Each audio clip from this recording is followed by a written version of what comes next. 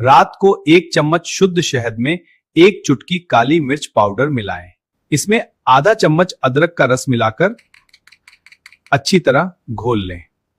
इस मिश्रण को धीरे धीरे चाटकर खाएं, पानी न पिएं।